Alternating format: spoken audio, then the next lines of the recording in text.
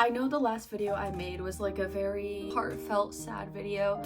I literally filmed that 2 days ago. I'm in a totally different vibe today. So we're gonna lock in on some things that I do to keep myself productive that would literally make an alpha male scream. I literally just got this idea 2 hours ago because the first thing that I do is I don't wake up early. Today I woke up at 10 a.m. and all of these gurus, these freaking red pill influencers, whatever, they'd be like, no, you need to wake up at 5 a.m. You need to do a cold shower in the morning and all this and that.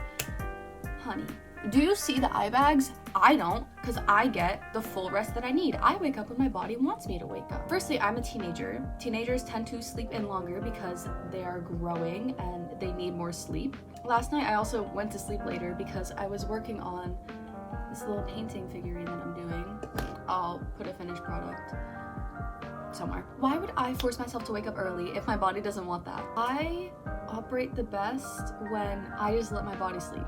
And I also, like, don't get me wrong, I don't like stay in bed or anything. When I wake up, I try not to at least go back to sleep because that gives me a headache. So I literally just listen to my body. When I wake up, I wake up. Maybe that'll make some alpha male out there cry because I'm productive and I wake up late, but why is it important to you? Now, the next thing I do, which I sort of just teased a little bit, is I have hobbies. I don't just force myself to work all the time and do nothing else. You are allowed to have hobbies. You're allowed to spend time doing other things.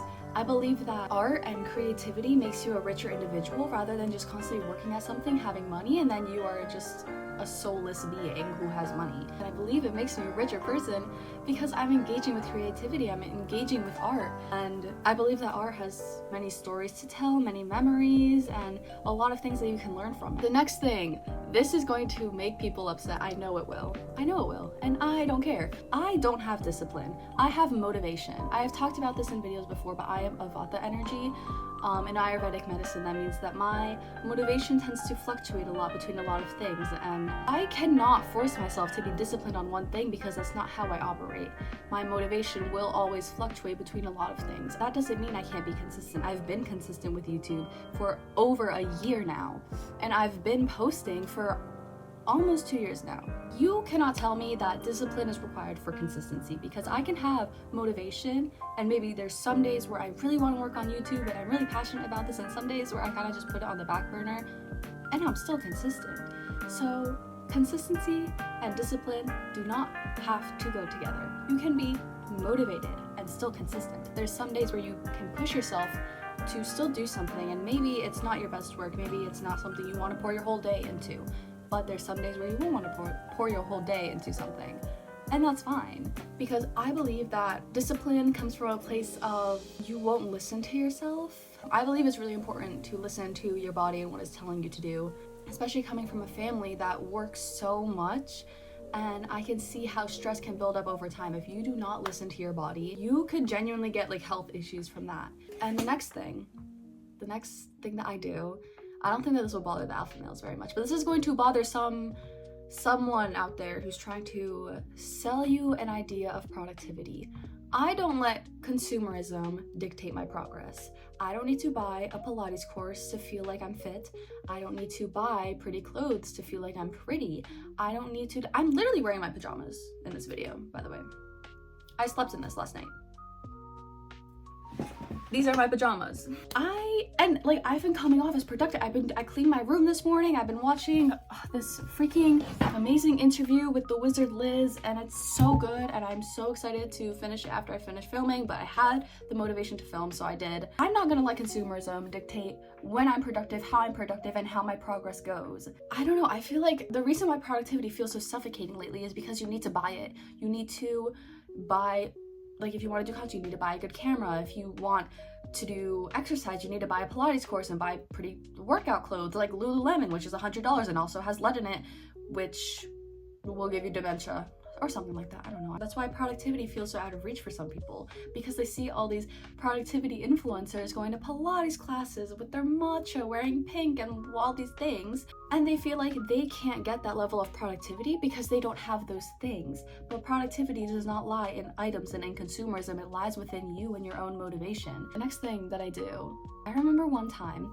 I saw this clip on my on YouTube Shorts of Andrew Tate being like, I punish myself if I do something wrong. If I lose my keys, I won't sleep that night, I won't eat, something like that. Like, he'll punish himself.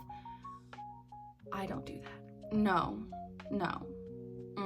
Back when I was younger, I had a self-harm addiction, so I did have like these tendencies where I would like punish myself if I wasn't productive enough. Like I would hurt myself, I would tell myself like, oh, if I don't do this, then I'm gonna hurt myself. And that is just not the way to be. That is such a toxic relationship with positivity, I mean, I guess so, but productivity. It's not going to become a good thing for you, and you want productivity to be something that you look forward to, something that you like, not something that has a punishment if you don't do it. I think sometimes I find it easier for myself to have a toxic relationship with productivity because that's familiar to me.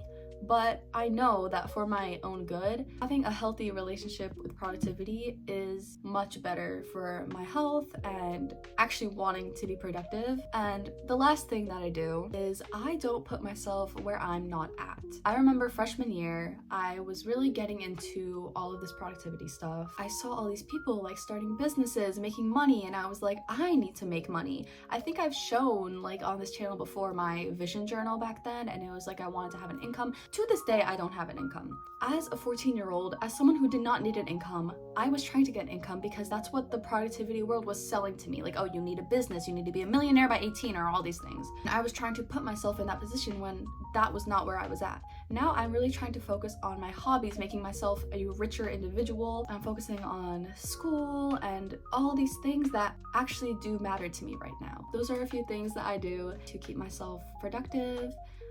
Do not listen to the alpha males because they don't know what they're talking about. I really hope that you enjoyed this video. Please subscribe if you like this video. It means the world to me, and I'm really trying to build a community, so I would really appreciate it. I hope you have an amazing day. Bye!